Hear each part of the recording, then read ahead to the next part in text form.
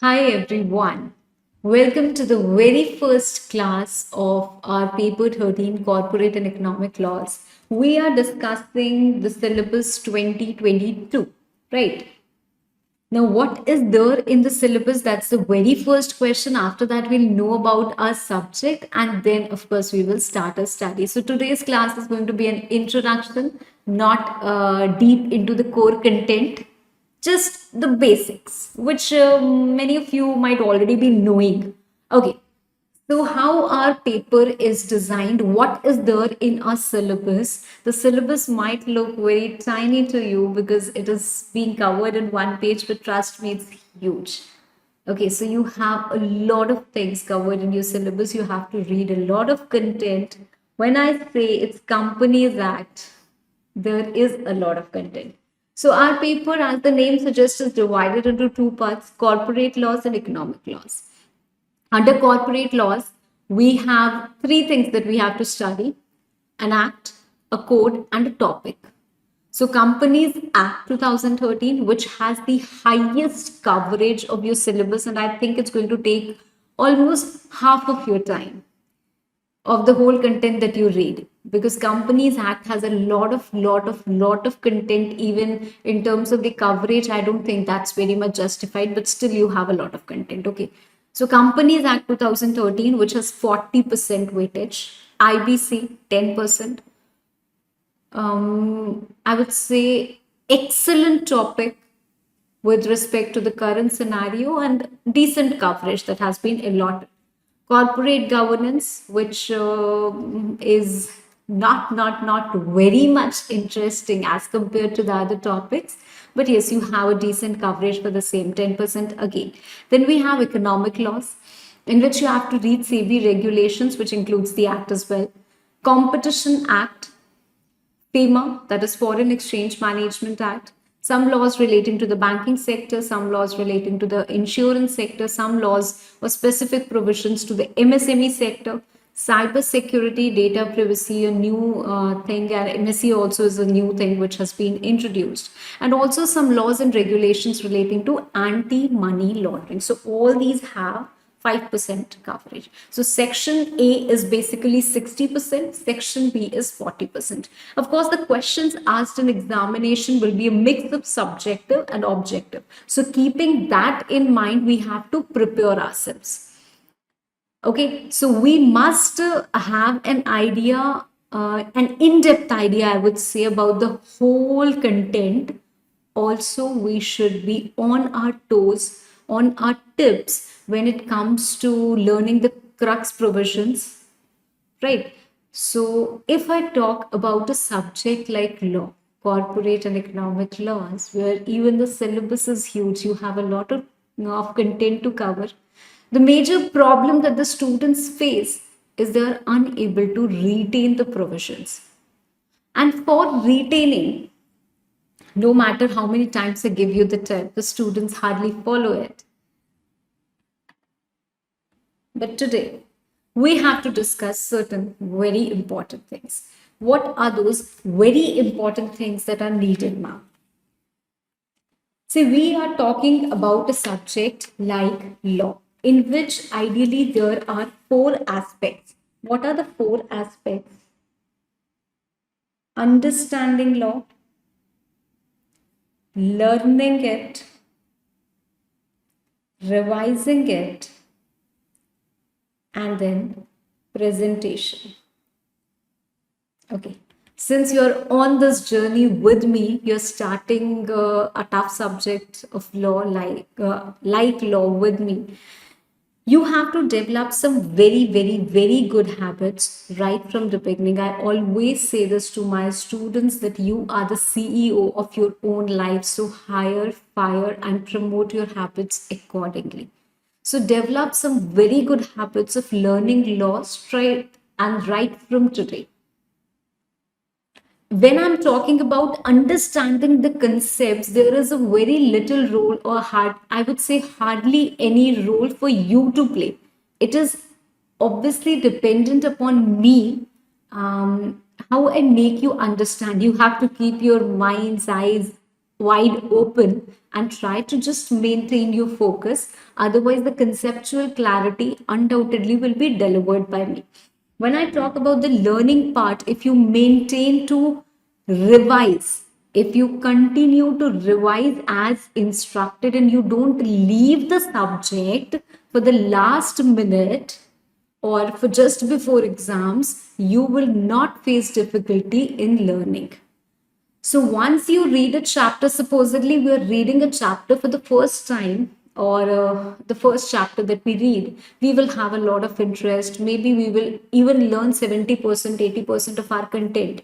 But once we go on to chapter number 2, 3, 10, 12, then we lose this grip on the subject.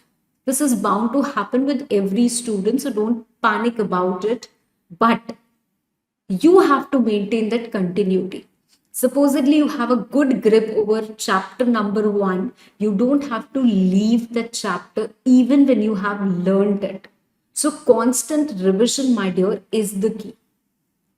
First revision must be done after the class within 24 hours, undoubtedly. This might be the repetitive thought that the teachers are delivering to you, but trust me, this is the important key factor in your success. So, constant revisions are a must, and you must revise within 24 hours. The first revision has to be done. We will take efforts in making you learn, sometimes learning mnemonics and all that also, and you also have to constantly take efforts in learning. Presentation part, we have questions to practice. Now, how are you going to study? Ma'am, do we need to prepare short notes? That is the first question that students ask. Well, there is no need for you to prepare short notes. You will be provided the charts for revision. However, right from today, you must have a copy, you must have a register diary, whatever you call, along with me. How is that going to help you when we are not supposed to prepare any short notes? Well, you will be noting things, but you will not prepare those fair, crisp notes as needed. Because I know that with the class, it's very difficult to prepare that beautiful notes which go on in the long run. And after the class, you will not invest so much time in just making notes. So when you are doing the class, you have a copy with you, and in that copy, what are you going to note? Supposedly, I am teaching you a section.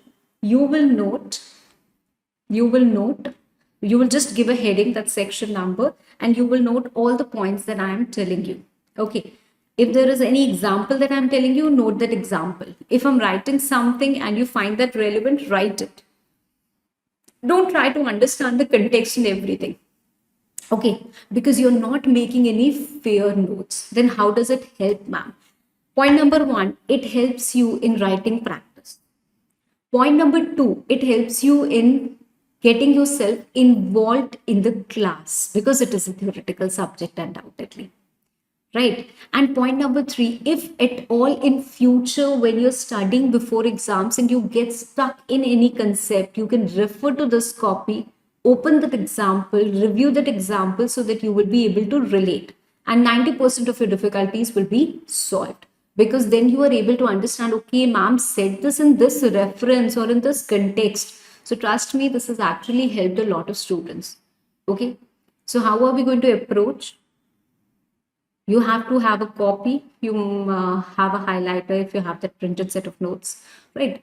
Otherwise, you have to see how you can highlight or how you can just note that important things. Okay, so a copy is must, right? Now, we are reading corporate and economic laws. Economic laws, since we're not beginning right now, we'll discuss them later. But of course, corporate laws. There are two terms. One term is law or laws. The question is, what do you mean by law? What does the term law means? Law is set of rules and regulations. Why do you think we need law?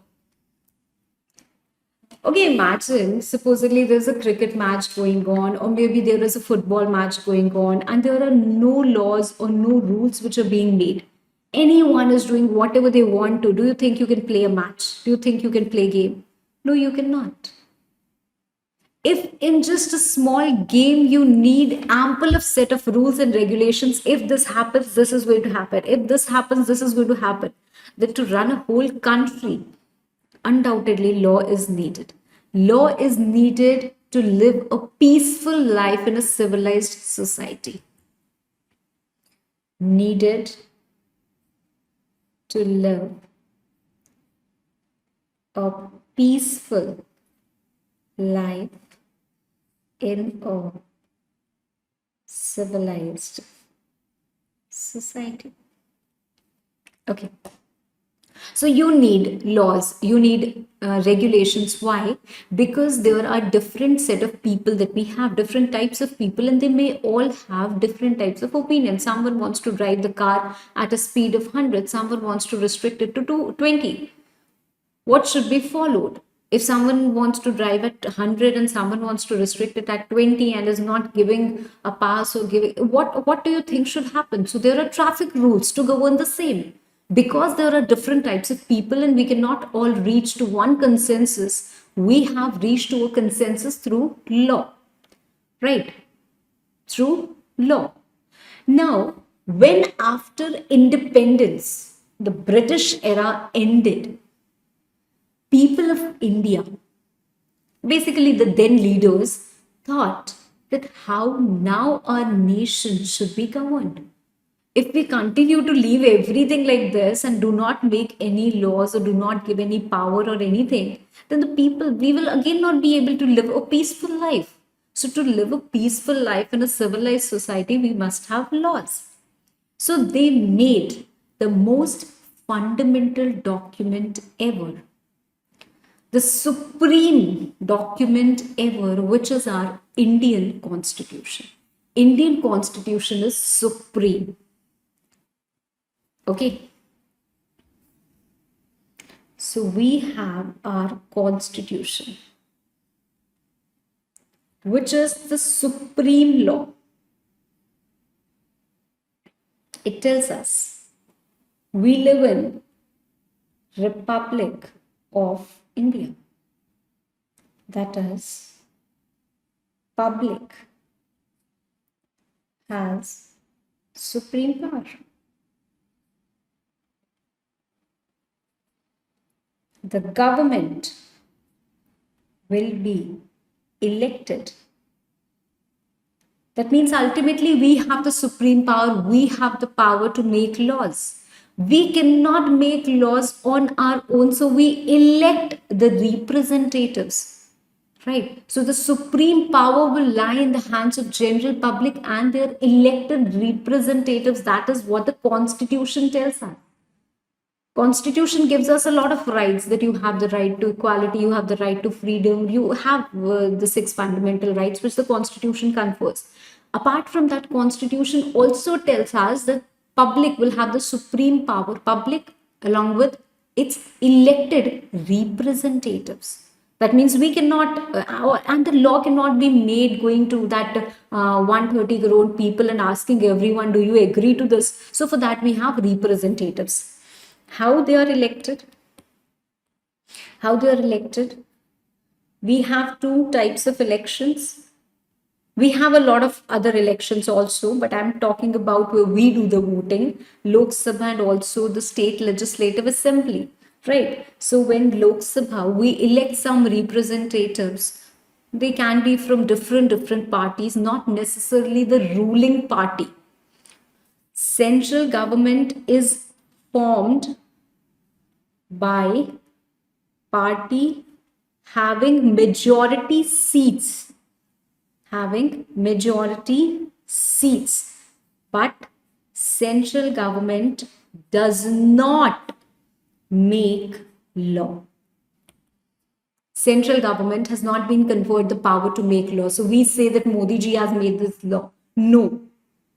Central government does not have the power to make law.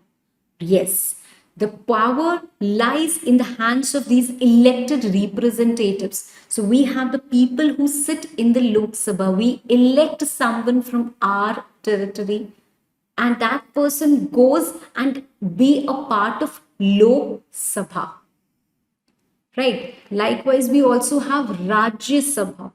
In Rajya Sabha, we also elect some we also have the elections for state legislative assemblies. Right. Now, these people elect the members of Rajya Sabha. Okay. Lok Sabha, Lok Sabha plus Rajya Sabha plus president is equal to parliament.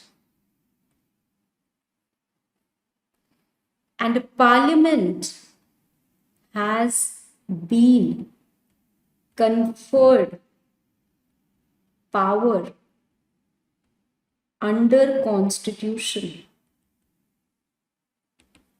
to make central act. What is central act? That also we don't know right now. Right.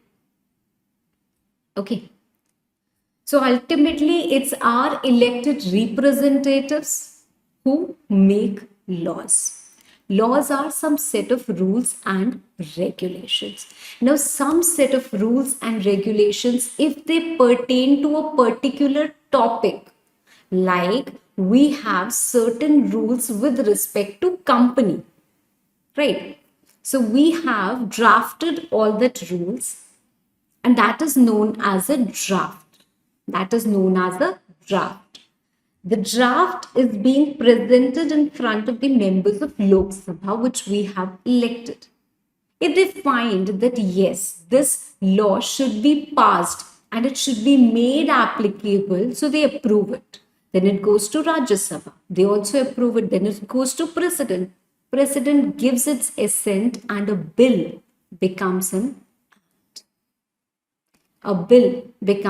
act. Right? So this is how the bill is converted into an act. I am telling you a lot of things, but of course in a very concise manner. This will not be asked to you in examination, so I'm not devoting a lot of time, of course, in this.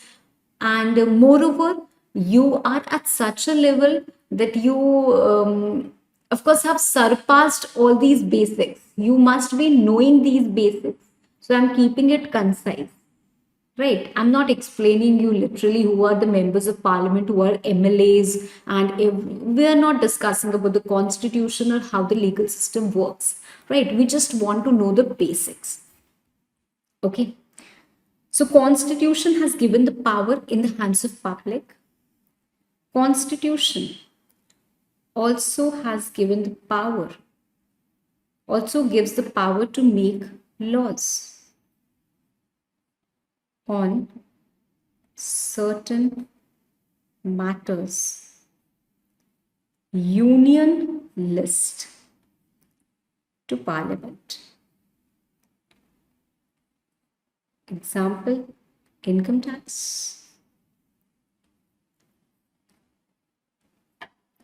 On certain matters, state list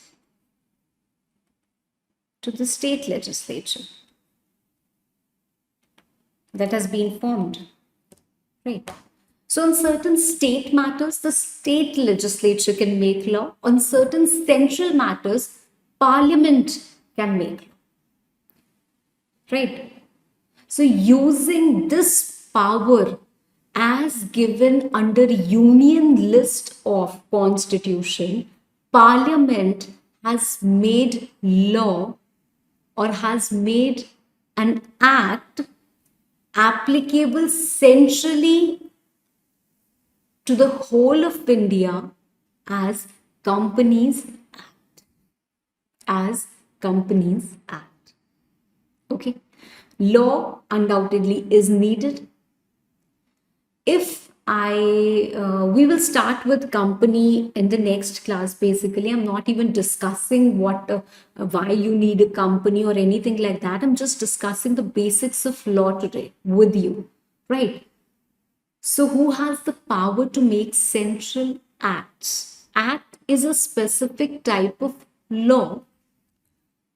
Law means act plus rules plus regulations plus ordinance plus circular plus notification. This all, everything. Law is a much wider term. Act means all the regulations summed up together relating to a particular thing. Maybe Insurance Act relating to insurance, Companies Act relating to companies, SEBI Act relating to SEBI, right? Indian Contract Act relating to contracts. So all the regulations relating to a particular thing are summed and come together. That's known as Act, right? Then we have rules, we have regulations, we have some circulars issued by government, we have some notifications which the government issues, right? So different powers have been conferred under different statutes. Clear? Right? So very basic thing, we all need law, right? We all need law, and that's why laws are mandatory. Laws have to be made. Who can make law? Whoever has the power to make law. So power has been conferred through constitution. Parliament also has the power to make law. State legislature also has the power to make law. And there are certain matters which are given in the concurrent list on both can make law. Okay, so we have three types of list, right? In which some matters have been prescribed that on these matters you can make law. You have the power to make law. Okay, how the law will be made, that also has been specified. As I told you about a central act, that you need this approval, a bill is made, and then you need these necessary approvals, and thereafter an act comes into picture, and an act is being made, right? So I hope this is clear. Now, when I'm talking about corporate law, it means I'm talking about corporates. Corporate means company and also includes other body corporates. When I talk about company, the most supreme law or the most important law or an act that we have is Companies Act 2013. Okay. We had many other previous acts also under company. Companies Act 2013 applies on company. Company is nothing but a form of business organization. So if you want to do a business in this particular form of business organization, you have to follow Companies Act 2013. Right? Okay. Now, from the next class, we will start with the company. Company is basically a group of people who are coming together and doing a business with a common objective. Okay. We have to discuss Companies Act. Companies Act, my dear, has 470 sections. They have been spread over 29 chapters and we have 7 schedules. Imagine 470 sections. Difficult to read, right? 470 sections. Do we have to read all the 470 sections? No, you don't have to read all 470 sections. You have to read a limited content. So whatever is there in our syllabus that we will read, of course, I cannot say from section number this to this because there are some selected sections from different chapters which you have to read and that we have designed accordingly. Right. We are going to start our syllabus undoubtedly with Companies Act 2013. The first chapter in our syllabus is Companies Formation and Conversion, in which broadly you have these four topics. What are the four topics? Some basics related to company, how the companies are being incorporated, some doctrines, and also the process of conversion. Also, how the LLP can be converted. That is given in section 366 of Companies Act, and we have companies authorized to register rules 2014. Here also we have a lot of rules that we have to see. And something related to foreign companies. For that, we have a separate chapter, companies incorporated outside India. Okay. So we will start with this, then we'll discuss this, then we will discuss this, and this we will do at a very later stage of our syllabus, not right now. So although in our study material, this is also included in this chapter only, we are not going to discuss it right now because it is too early for you to understand those heavy concepts. Unless you have read about investigation, you cannot read about foreign companies investigation. Right. So you will be at a too early stage to understand those concepts. We definitely cannot do that right away. Okay. So this I have written over here as well, that we are going to discuss it later. We will start with this, that what do you mean by the company? What are the basics, the administration, the applicability and extent, and then you have the characteristics. So till here, we are going to discuss today, and the characteristics of company we'll discuss in the next class. Okay.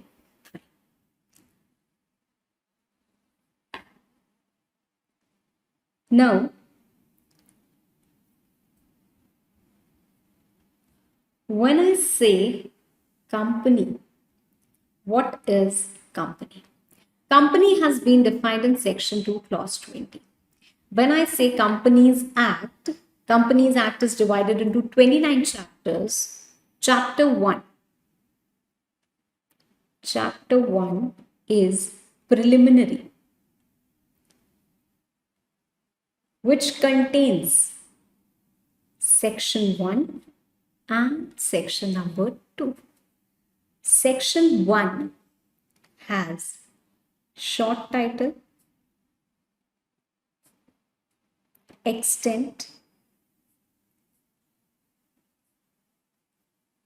commencement, and applicability. Section number 2 only has certain definitions. Okay. Company is also defined in section 2, clause 20. Short title, we will call this act as Companies Act 2013. Extent, it applies to whole of India. When did it start? The first section was notified on 30th August 2013. And where is this applicable? What do you mean by applicability, ma'am? Supposedly, you have beautiful neighbors, but their kids absolutely spoiled. You don't like them at all. Can you control them? Outside your territory. We cannot control our own siblings or kids, right? How can we control someone else? It is outside our territory. Our laws, our thinking, our vision does not apply to them. Likewise, if government has made certain laws, where is it going to be applicable? On which, if I am doing a partnership business, do you think this Companies Act will apply to me? Definitely not. This Companies Act will apply to me if I am a company. What is a company? The question is, what is a company? The company means companies registered under this act. Companies registered under this act. Okay, fine, ma'am. We can say that the Companies Act is approximately 10 years old. Companies Act 2013 is approximately 10 years old. Let's keep it round figure. right? And we also have something called as Reliance Industries Limited, which is approximately 50 years old. That means it is not registered under Companies Act 2013. That means it is not a company. What are you saying? It is a company, undoubtedly. It is a company. That means company means companies registered under this act plus registered under previous company law. What are previous company law? 1913, 1866, 1956. Companies Act 1956, it had a very long tenure, right? There were many companies registered. Only the name has changed with some amendments. In fact, after 1956, almost the whole act got repealed, right? The act has been repealed, a new act has been introduced, right? But there are some provisions intact also. Of course, the renaming has happened. That means company, even if you were registered under some previous company law which was in existence at that particular point of time, you are still a company under Companies Act. So this Companies Act 2013 will be applicable on all the companies. That means the companies which are registered under this act plus the companies which are registered under previous company law. It will also be applicable to special three types of companies, that is banking, insurance, and electricity. Banking, insurance, and electricity. But sometimes there comes a problem. We have a banking company like Axis Bank Limited. It's a bank also and it's a company also. A company which is being conferred the license to do banking business, right? It is allowed to do banking business, so it is doing banking business. But since it is a bank, it is also being regulated by Banking Regulation Act. It is also being regulated by RBI. Now, if Banking Regulation Act tells us that you prepare your balance sheet in this format, and Companies Act tells you prepare in this format, which format will I follow? If I am a banking company, there will be a fix, there will be a problem, there will be a conflict, a dispute. Which one to follow? So, in such situations, for these three special types of companies, it is written they will follow Companies Act only till their specific provisions are not inconsistent.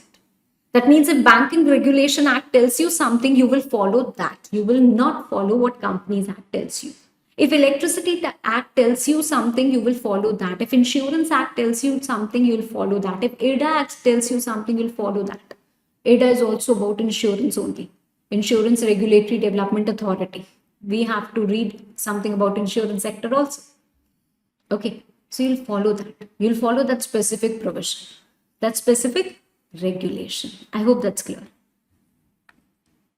Right, ma'am.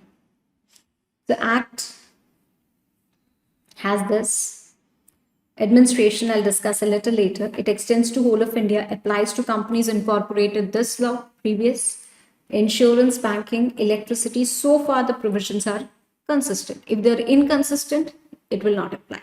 Any other company which is governed by special act or any body corporation which government may notify. Very simple thing. And this probably you already know, so I'm not dealing in a lot more detailed manner.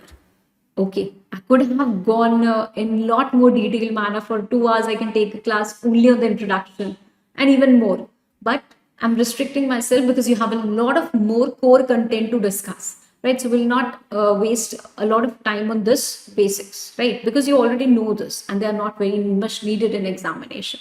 Now, we have something called as administration also. Before we actually begin with Companies Act, although we have the basics of company also to discuss, but before we begin that, something called as administration,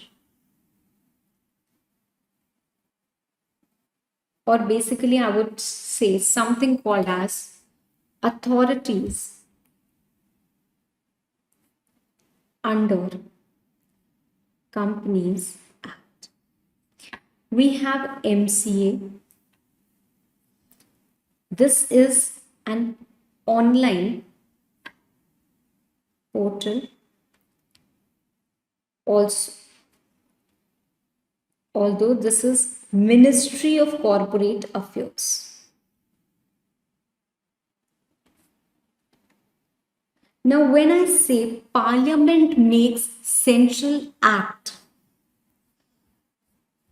we have the government being doing three types of functions.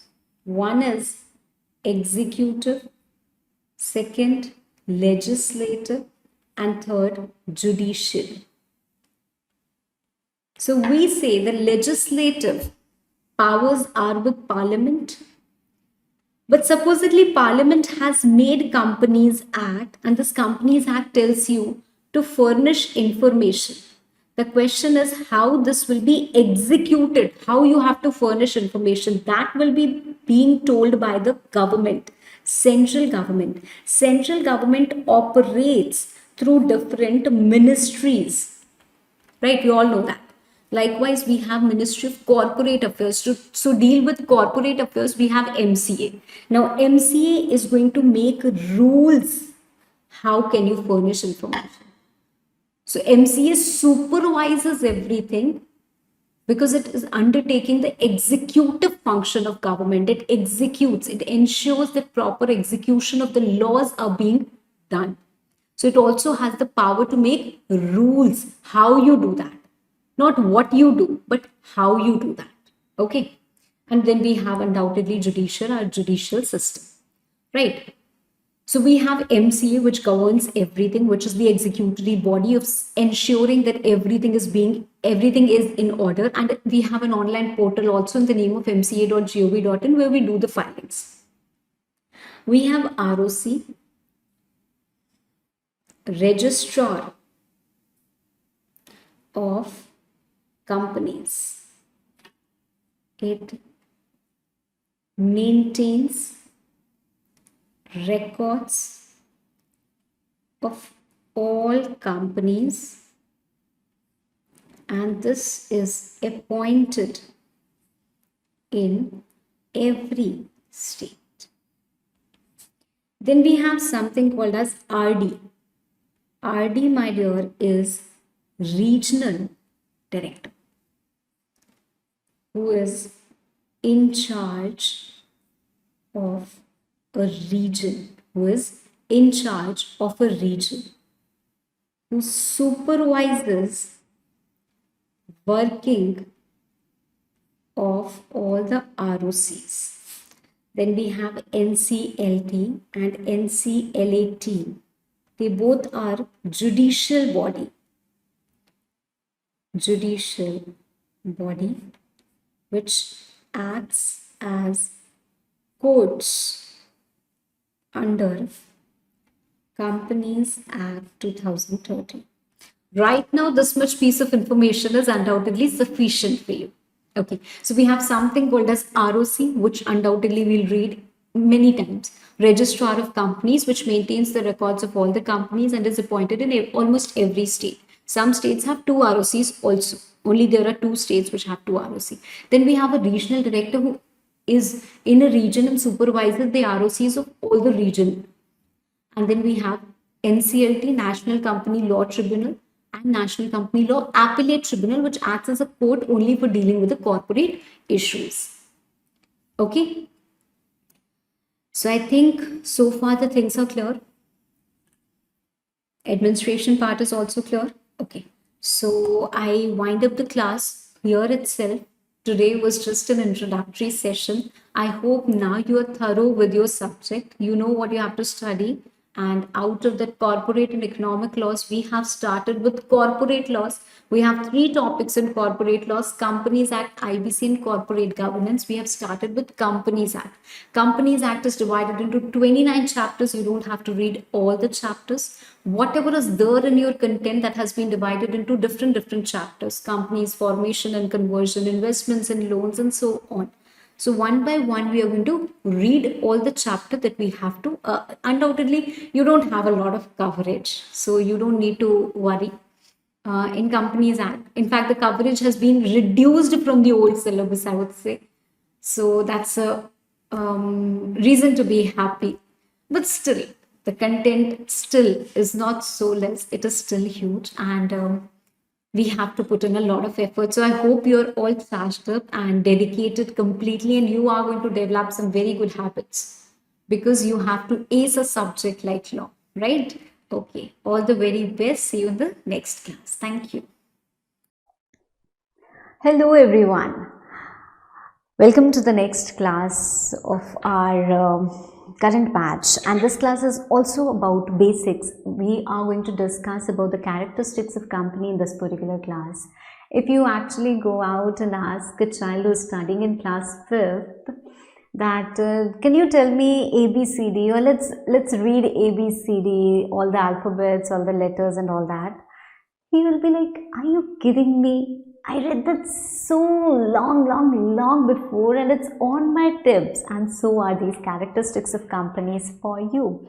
You have been studying this, I think, from class 11th for sure, when there was a subject called as business studies, in which you read about the different forms of business organization, and one such form of business organization is company. And when you read about company, you of course read about the features of company or characteristics of company. So this is not something very new to you, but still we are going to discuss every point of it, since it is there in our syllabus, and more importantly, since I want you to be very clear with the basics. Okay, so let's start our today's class. But before we actually go out to see, okay, artificial person, perpetual succession, my question to you is, why company? Why do you think this beautiful form of business organization has at all been introduced? So for that, let's watch a video, an animated one designed by me, which is actually going to give you some fun clarity. And let's have a look. सारी उम्र खेलता रहेगा या कोई काम भी करेगा? बहुत हुआ अपमान, आप So करूंगा he is मैं Mr. काम। Bunny and he's being insulted, and after his insult he starts a proprietorship business with 1 lakh rupees. Okay.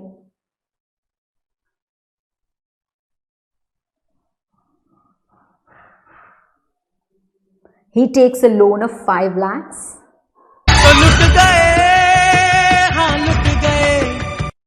But with 1 lakh investment, he had to pay 5 lakhs to bank because he started a proprietorship business.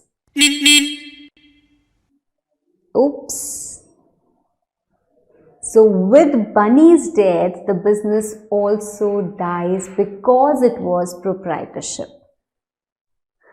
So Bunny got to option number 2 and he started a partnership business with Honey.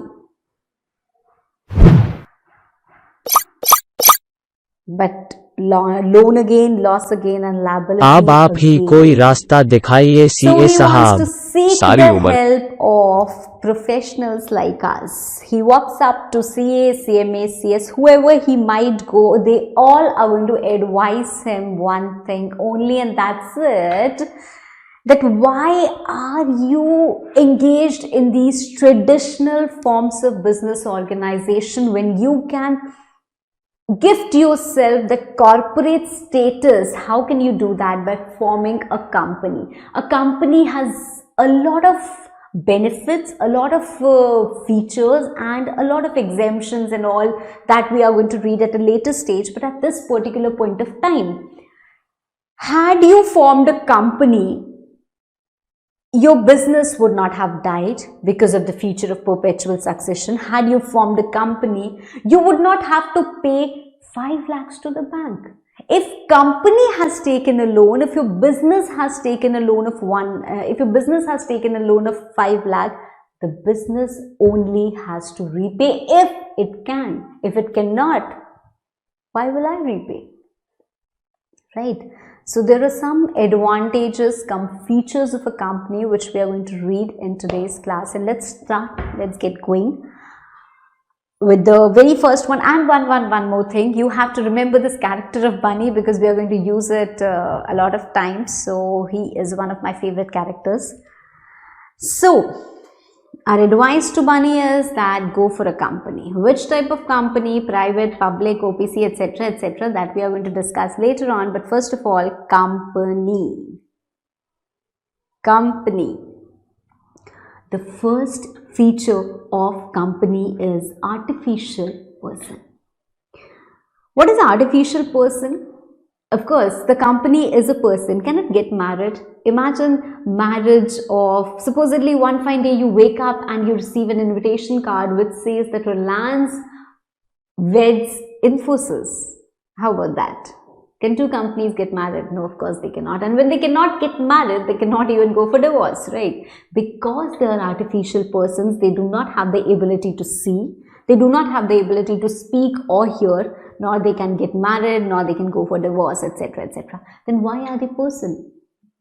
Because they have a separate existence, because they can legally do a lot of things which an individual can. Just like we are citizens of India, they're also corporate citizens of India. Okay, so a company is an artificial person. It is not something which is created or which comes into existence by natural birth. It comes into existence by some artificial process, that is by some legal birth, right? So that legal process is known as incorporating a company. How a company is incorporated, that we will study later, right? But company comes into existence by operation of law. So under law, some procedure will take place, and that will help us to bring a company into existence. Then comes separate legal entity. With separate legal entity, we come to a very famous case law, which is Salomon versus Salomon. I think throughout your journey and throughout your journey of company law, I would say, one case law which you must remember and which I think everyone should be remembering is Salomon, right? If there is just one case law that you can remember, it has to be Salomon, right? So it's a very famous case law. It's like in Bollywood movies, you might remember some movies like Dawn or like DDLJ, more importantly, right? So it is that case law for company law. What is Salomon versus Salomon and Company Limited? Well, Salomon was a very intelligent person. What he did is, he formed a company. Fine, ma'am.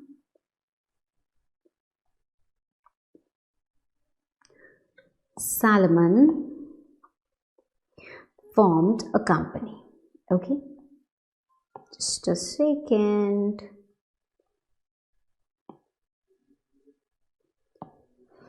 He's Mr. Salomon, and this can be Salomon's wife, who cares? Salomon had a proprietorship business. Is it okay? Right. Salomon had a proprietorship business. Now, he decided that I'll form a company, and he wanted to form a public company. For those who do not know, a public company requires at least 7 members. Okay, fine. So he needed 7 members to form a company. One was he himself, second was his wife, thirdly his 4 sons and 1 daughter. So that comes out, the total comes out to be 7 members. So the prerequisite of forming a public company was satisfied, that he got 7 members and he incorporated a public company. Can he do so? Of course. Why can't he do so? Supposedly I'm running my proprietorship business, as in Book My Video. I want to tomorrow incorporate or convert this into a company. Can I? Yes, of course. Subject to name availability. I can incorporate a company and transfer the whole business in the name of the company. That's very well possible. So Salomon did the same. Now, there's no problem in that. The problem arises. Salomon, when transferred his business to the company paid him certain purchase consideration. You have known about, you very well know about that amalgamation and all that, right? So you know that whenever a business is acquired, we have to pay certain purchase consideration. So in the form of purchase consideration, he was given some shares and he was also given some debentures. Right, he was given some shares and he was given some debentures. So if we talk about the balance sheet of Salomon Company Limited, there were certain assets, and on the liability side there was share capital. Who were the shareholders? Salomon, his wife, his 4 sons and his daughter, right? Apart from that, there were certain debentures which were in the name of Salomon himself, and then there were some other unsecured creditors and all. Okay. Still no problem. So far, no problem. All good. Now, the problem arises. What is the problem? The problem is that the company ran into financial difficulties. The company was not able to survive anymore. And now when the company was not able to survive anymore, the company had to sell off its assets and pay off its liabilities. When we undergo this process of winding up, what happens is that when the assets are sold, first of all, the secured creditors are paid off. Then unsecured creditors are paid off, and then shareholders are paid off if any money is left for them. Clear? So, who are the secured creditors? The debenture holders. Who is the debenture holder? Salomon himself. It is Salomon's company. He himself is the debenture holder. So, when the assets were sold, he took away a lot of money, because he was the debenture holder, and there was less left for the unsecured creditors. So they got very angry. They said that it is Salomon's company only. He should not get the money first. We should get the money first. But ideally, if we talk about under the provisions of law, the debenture holders have to be paid first. It doesn't matter whether it's Salomon's company or someone else's company. The company is separate and Salomon is separate. Salomon in the capacity of debenture holder, in the capacity of shareholder, in the capacity of director, whatever he be, he is different. Company is different. They both are separate. You cannot say that Salomon is the one who is, Salomon and company are the same thing, so company should not pay to his own, etc., etc. No. This was the judgment of the court, and this clearly establishes the principle of separate legal entity. So one of the beautiful feature of company which was established by this particular case law, Salomon versus Salomon Company Limited, right? Now, some of you might find this unfair. Imagine Mr. Ambani ji, okay, somehow Ambani's company has to now wind up. It's just an example, okay, so don't be too emotional about it. I take my own examples a lot. Throughout the classes, you might see Shivangi ma'am dies, you will see it a lot of time, okay, that I have started a company, then I died. So don't get emotional about anything. These are just fictitious examples. So supposedly, Mr. Ambani's company has to wind up. Now, what he did is, he took away all the money. And no money was left for the creditors. Wouldn't creditors get angry? That it's Ambani's company only, he took away all the money. So he is safe and sound, and he destroyed all of us. We are now running into financial difficulties because we could not recover our money from Reliance. So don't you think that's unfair? Because they are the ones who are managing the company. They can twist and turn the company the way they want to. So don't you think it's unfair? Yes, it is. Well, because this is unfair, we have a concept called as corporate will. which we will study a little later. Okay. So let's have a look at our case law. Salomon had a prosperous business. He formed a company. These were the shareholders, and he got this purchase consideration. The company went into liquidation. The assets were not sufficient to discharge everyone, so nothing was left for the unsecured creditors, and they were angry thereafter. They pleaded that Salomon should not be paid anything and we should be paid, but the judgment was that company has its own existence, which is separate from its members, and a shareholder cannot be held liable for the acts of the company. Whatever happened, it happened with the company. Although the person was running the company, doesn't really matter. The company is different and the person is different. Clear? Okay. Now, we come to the next feature. Limited liability. One of the most beautiful feature of company, limited liability. See, if Bunny took a loan of 5 lakh rupees and he just had 1 lakh to repay, the bank will come to his house, attach his properties, attach his bank balance, whatever he has personally, not in the business, personally also, they will take away everything. But if you open a company, Salomon opened a company. If company is into financial difficulties, the company cannot ask for money from Salomon that you have a beautiful bungalow or beautiful farmhouse of 20 crores, you give me that. The company cannot ask like that. The company just cannot ask like that, right? The company doesn't have right to do so. Why? Because any member is not liable towards the company. The member is liable towards the company only up to a certain amount. Which amount, ma'am?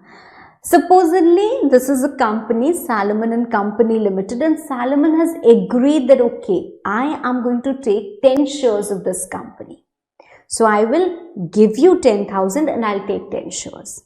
Salomon has paid only 5,000. So, Salomon is liable to contribute to the company 5,000. Company can only ask for 5,000 rupees from Salomon. If someone has agreed to take 10 shares and has given full 10,000, the person is not liable to contribute any further rupee. So, zero liability, 5,000 liability. So, the liability of the members of the company is limited to the amount that they have not paid on the shares they hold. Clear? We will discuss about limited liability when we discuss about the different types of companies. So when we discuss the different types of companies, we also will discuss about this. Okay, that is what is a limited company, what is an unlimited company. So we also have an unlimited company. So in all these cases, the members have a limited liability. Company still has unlimited liability. The members have a limited liability. It will either be limited to the amount of unpaid, unpaid on shares, or to the amount that they have guaranteed. Clear? Okay. Moving further.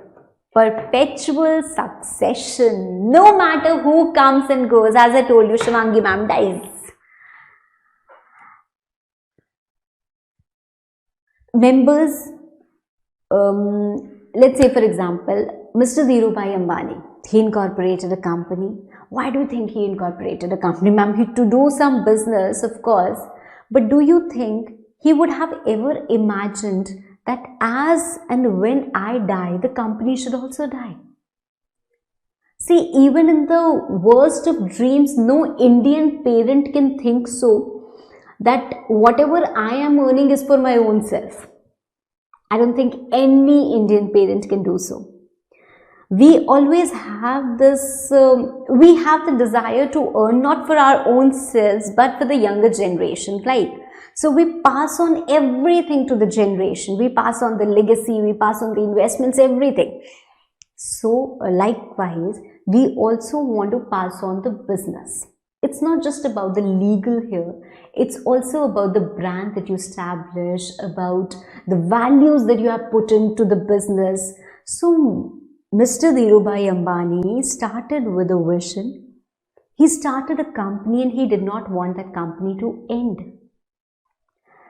If you choose a business form of organization like a company, you get this beautiful feature that no matter whether I am there or not, there are members, there are directors, there is a whole procedure, there is law which has to be followed, and by following this law, by complying with this law, a company will never run into a situation of liquidation.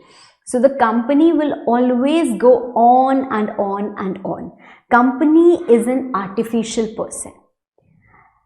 A person is born by natural death, but the company is born by the legal process of incorporation. So as and when the company is incorporated, how is it going to be wound up, right? How is it going to liquidate? That is also important. So we have a whole process of dissolution, and that's a legal process. So just like a company is created by a legal process, a company also gets dissolved by a legal process. That's the only way you can wind up a company. Otherwise, the company goes on and on and on for a foreseeable future. Till the time you can imagine 100 years, 200 years, 300 years, 500 years, whatever vision you have, the company is going to go on and on and on. We have an expiry date. Our life expectancy is 75, 70. It's quite reducing. Earlier, the people used to live up to 100 years. Now it's reducing.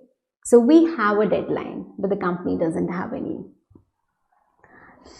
Common seal. What do you mean by common seal? Common seal, my dear, is the official signature of a company. Official signature, just like a stamp. Earlier it was mandatory, now it's not mandatory. That means a company may have an official signature, it may not have an official signature. Now, if a company doesn't have an official signature and the company wants to enter into some contract, who will sign it? If it has an official signature, we put a stamp and it's like, okay, the company has signed it. But otherwise, who will sign it? So we are going to read about the signing part and all that. I'm going to tell you who signs and everything. The directors are being authorized to sign that.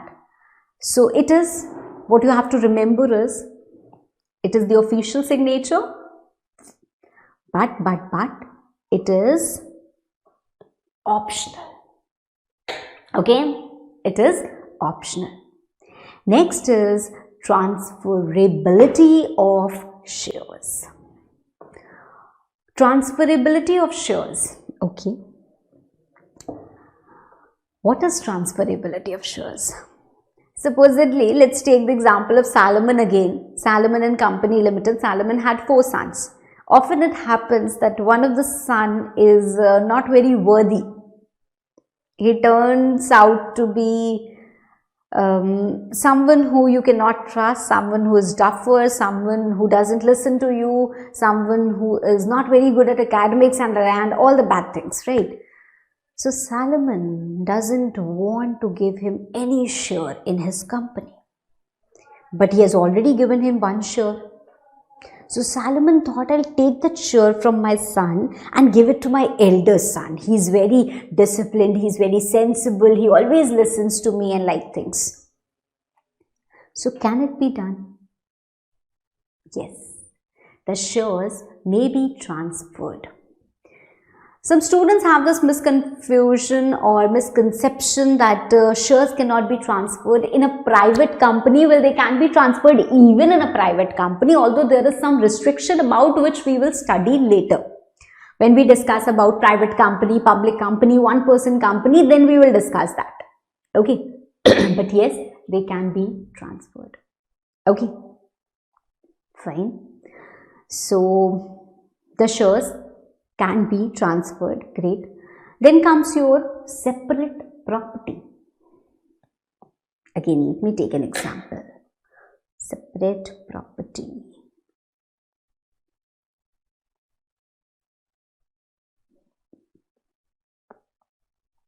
Actually, I took this example in my Hindi batch also. But I don't think I have to erase the whole thing. Okay, let's say for example, I started with a company. I started with a company and I have a godown. In that godown, I started with a company. The company has a godown. Godown has certain mobile phones. Okay. Because I'm doing that business of mobile phones, I'm going to buy the mobile phones and sell them. Right? I buy them at a wholesale price and I sell them at retail prices. Now, since one godown is filled with thousands of mobile phones, they're very prone to risk. There might be some short circuit or anything like that, and the whole godown may run into fire. So, for that, I want to take an insurance policy. I want to protect my mobile phone. So, I called the insurance company and took a policy in the name of Shivangi Agrawal.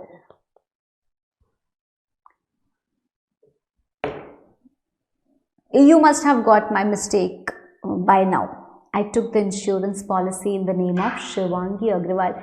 The funny part about insurance companies is that whenever you want to take any policy, they are so desperate to sell the policy that they will agree to any and everything that you say.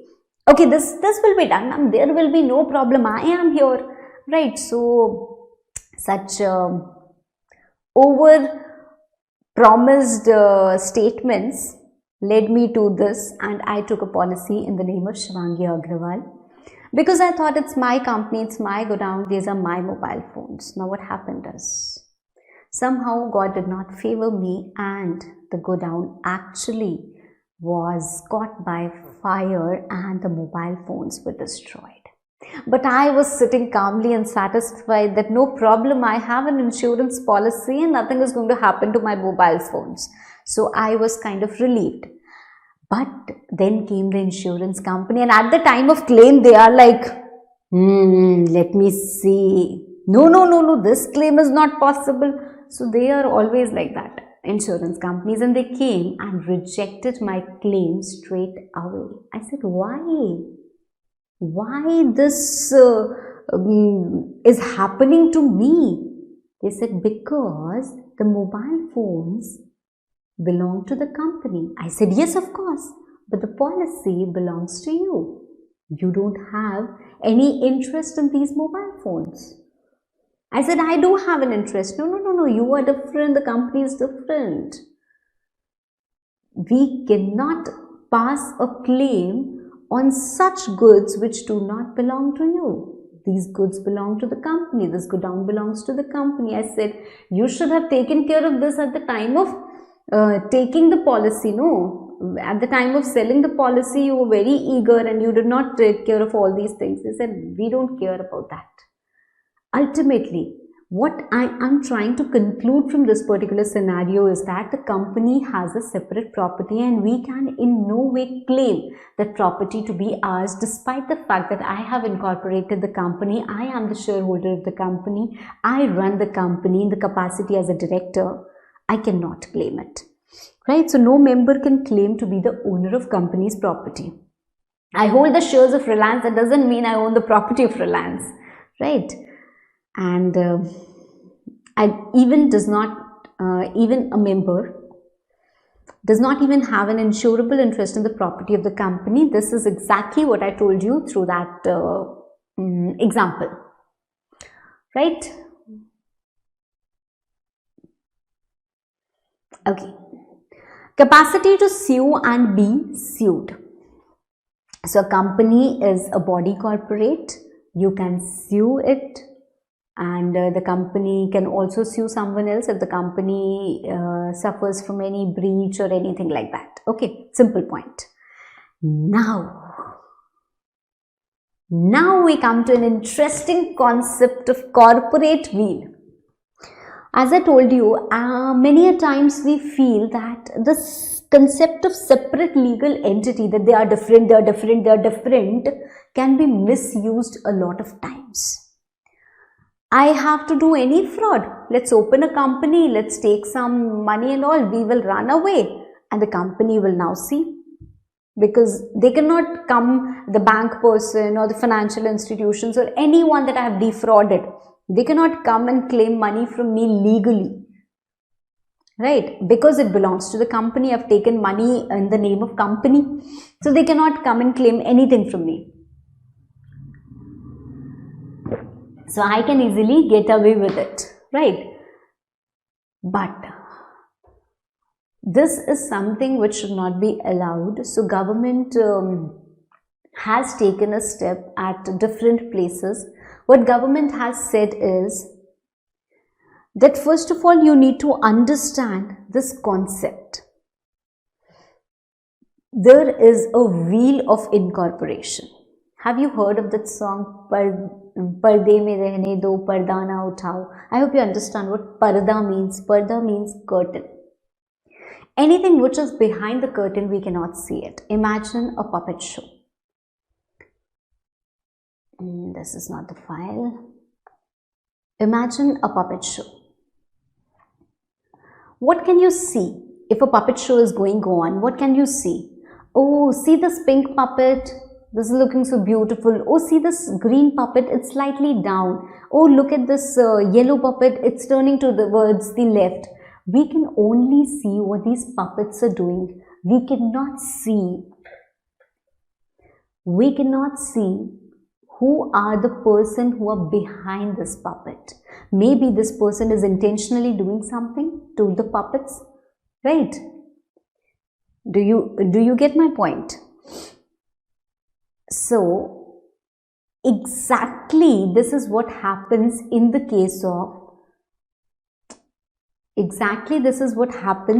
case of company also.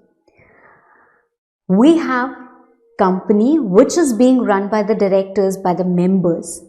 There are two decision-making bodies of a company. One is the board of directors and one is the shareholders. Board of directors look after the day-to-day affairs and everything, and some powers are reserved for the shareholders also. They are the two decision-making bodies of the company. So they take decisions, but whatever decisions they are taking, however they are turning the company, it's the company which is visible because they are behind that curtain. And they are shielded, they are protected from that curtain. They are shielded, they are protected from that curtain because they do not have to answer anyone. They are not answerable to absolutely anyone. It's the company. If you remember, the same example can be used for this case also. I'm not going to use the surnames. The ones who are smart will obviously understand. If Mr. Manmohan is doing something, he comes up with a policy, we blame him. He has done this, he has done that, but he is someone who might be guided by Sonia. The way she is turning Manmohan, he is turning in the same way. Right? So can you go ahead and file a case against Sonia? No, because Sonia is different and Manmohan is different. Although we have a clear indication that this is happening, we cannot go and file a case against her. But in the case of company, we cannot let this injustice happen or prevail. So when we know that the company is doing some fraud, but it's not actually the company, because company is an artificial person, it's these people who are doing them. So government should take some steps to expose them and penalize these people who in the name of company are doing something which they should not. So this is, my dear, known as lifting or piercing of corporate veil, because there was a curtain which protected the members from the actions of company. If company does anything wrong, company is liable, company is responsible, company should be penalized. This is the general rule, general wheel of incorporation. But at times the law disregards this and says that lift the curtain. And when you lift the curtain, you will be able to see the real persons who are behind this action of company, and accordingly they will be penalized. Okay, so a company is in law distinct from its members. This is known as wheel of incorporation, but and that is, they are shielded from liability which is connected to company's actions. But when the law disregards this corporate entity and actually looks behind the individual members who are running the company, that is known as lifting of corporate wheel. Under lifting of corporate wheel, we see two classifications. One is statutory provisions, and the other is judicial interpretations.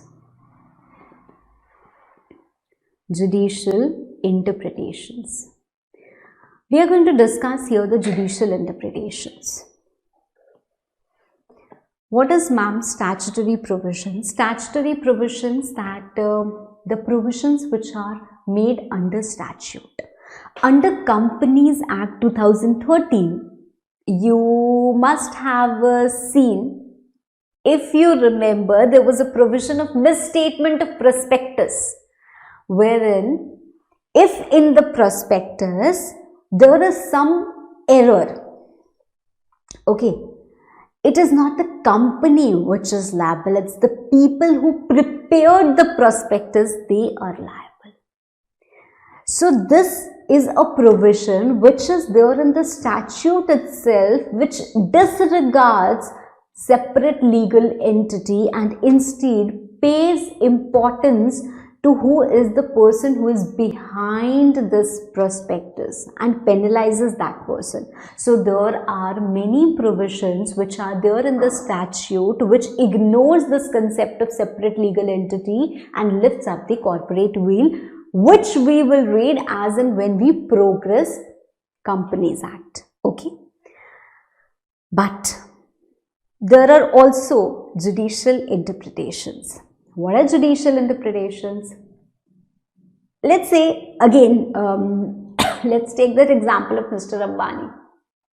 Supposedly this happens in a real life, that Mr. Ambani has actually done that fraud and he took away all the money and all the creditors are shattered. All the creditors, what they will do? They'll come to us. We cannot do anything about it. So they'll go to court.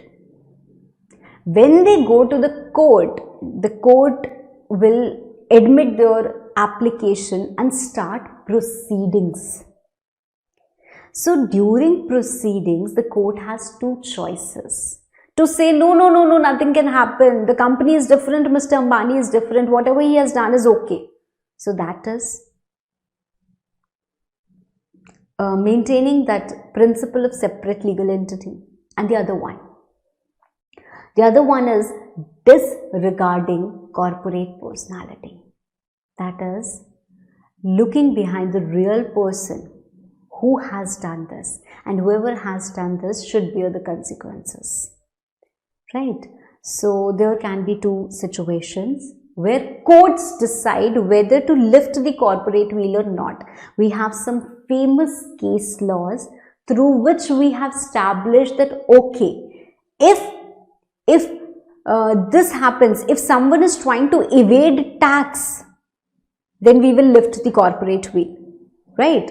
So there are certain cases where we have got judicial interpretations, where we have got judicial cases where the courts have taken this judgment of lifting the corporate wheel, which we are now going to study. You don't have to learn the names of case laws. Ma'am, which case laws we have to learn? See, it's not very easy to learn all the case laws. So I'll tell you which case laws you have to learn. Hardly 5 case laws throughout the course I'll tell you to learn. So don't worry about it. And more importantly, you must remember that under what circumstances is corporate veil lifted. Although this is a very basic provision and a basic question which should not be asked in examination at your final level, of course, that is what I sincerely believe, but still maybe 1 mark, 2 mark, 3 mark they may ask, since it is a part of your syllabus, right? Okay.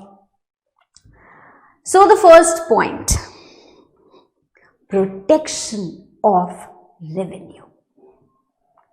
What is it? To protect the revenue means revenue of government. What is the revenue of government? Taxes. Government gets revenue from collecting taxes. State government from state taxes, central government from central taxes, right? So to protect this tax, government may lift the corporate veil. What happened in this case? Dinshaw Menekji Petit.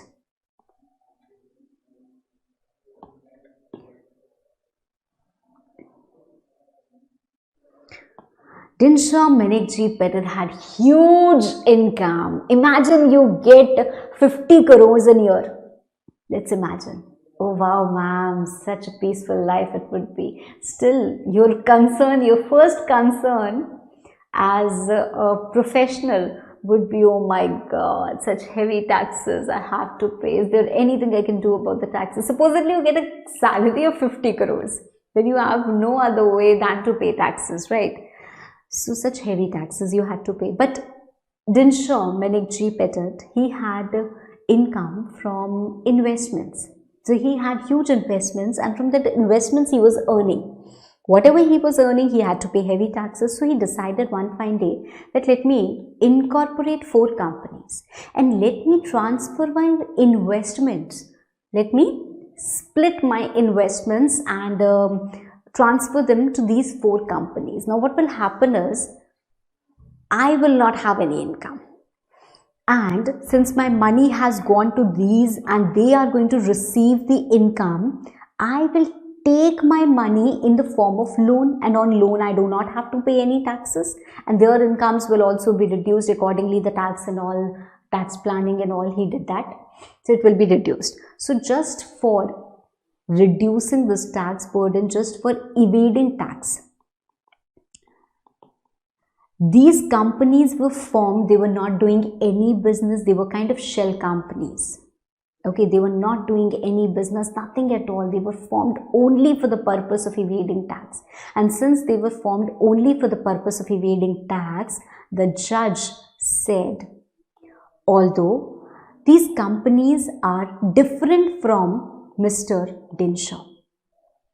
Mr. Dinshaw is a separate entity and these companies are a separate entity. So the income of this particular company should be treated as income of this particular company only. But since these companies are formed for evading taxes, we will disregard this corporate personality and consider this income as of Mr. Dinshaw only.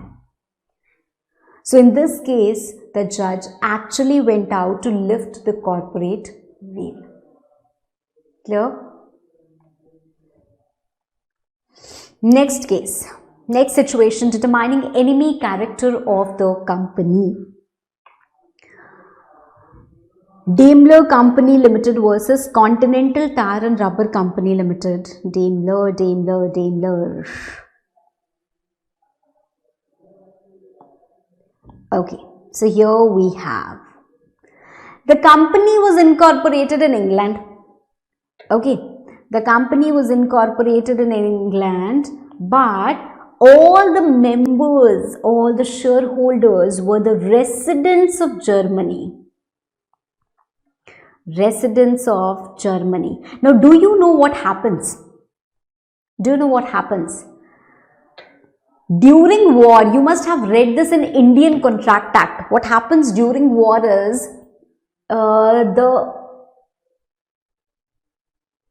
entities of two countries, the countries who are at war, they are not at peace with each other, the two countries who are at war, the entities of those two countries cannot also contract with each other. They cannot, right? Because they have turned out to be alien enemies, right? So they cannot contract with each other. Now, this particular company entered into a contract with another company of England.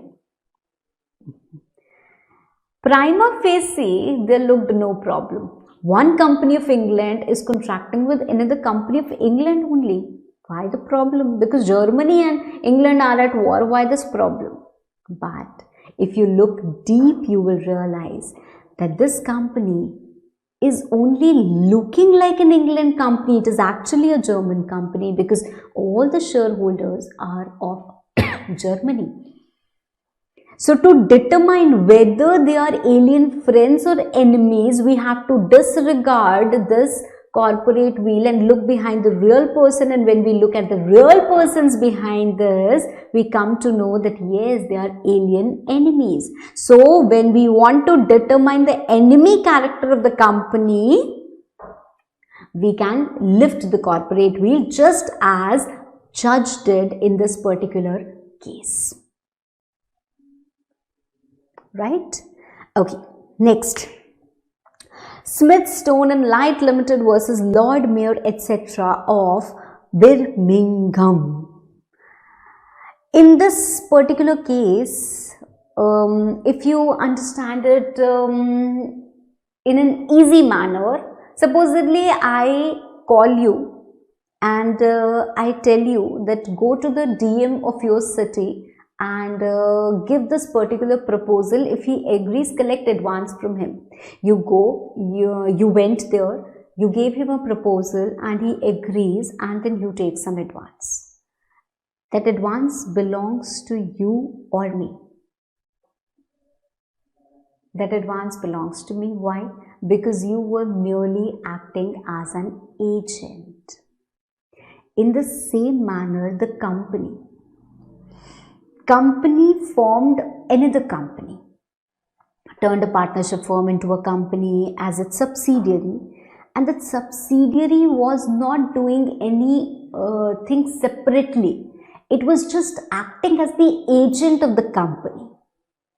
So when it is just acting as the agent of the company, then whatever belongs to that company belongs to the parent company. So when some compensation was decided to be given to the subsidiary company, that compensation should belong to the parent company.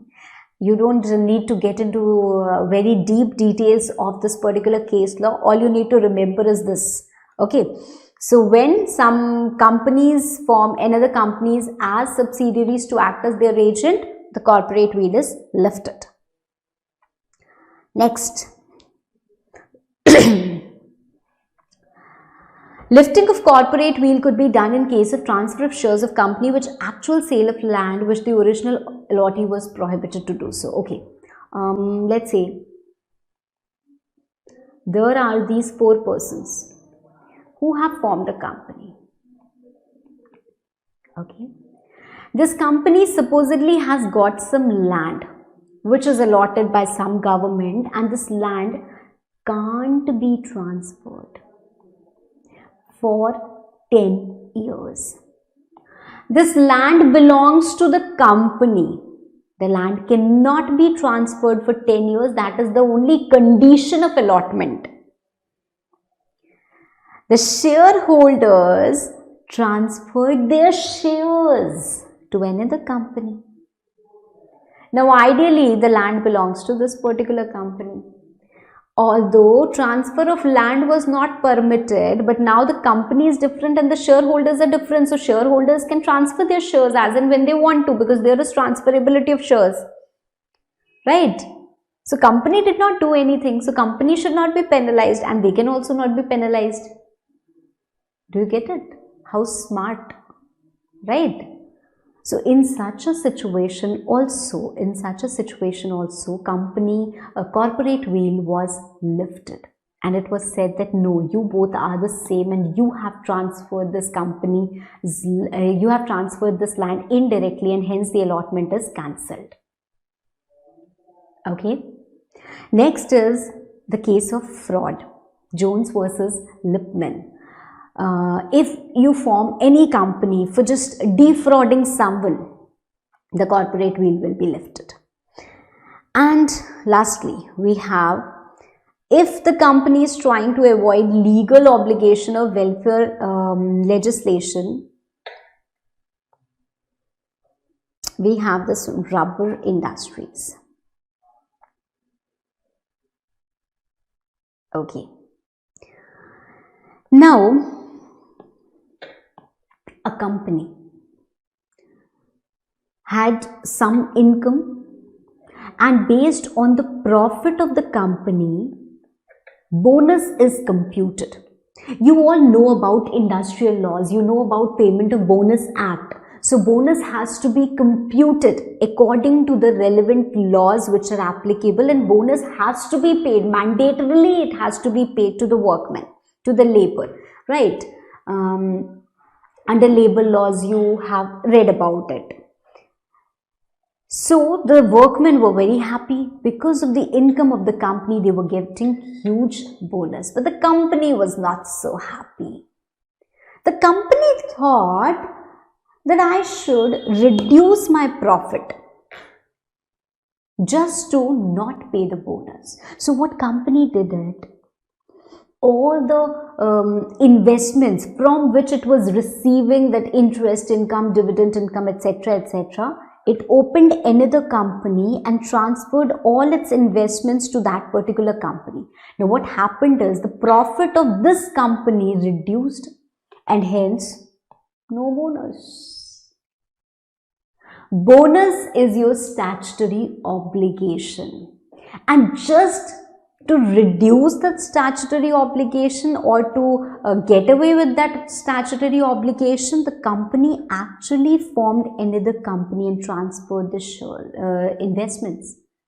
So this company and this company will not be treated as separate legal entity, and the court, Supreme Court, upheld and actually wanted to look at the real transaction by lifting the corporate veil. Okay, so this is what happened in the case of workmen of Associated Rubber Industries Limited versus Associated Rubber Industry Limited. The workmen of that company and that company, right? So that's it with today's class.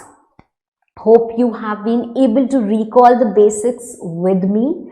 What we have studied so far is the characteristics of company, artificial person, perpetual succession, limited liability, capacity to sue and be sued in its own name, separate legal entity, transferability of shares, separate property, right, all of that. And then we have discussed about corporate wheel. Corporate wheel is that wheel of incorporation, that there exists a wheel between the members and the company. The members are being protected, shielded or guarded from the actions of the company, and at many point of time this corporate wheel may be lifted in courts by the judges, or by using some past judicial interpretations, or under the statutory provisions, right? So thank you children, and have a great day. See you in the next class.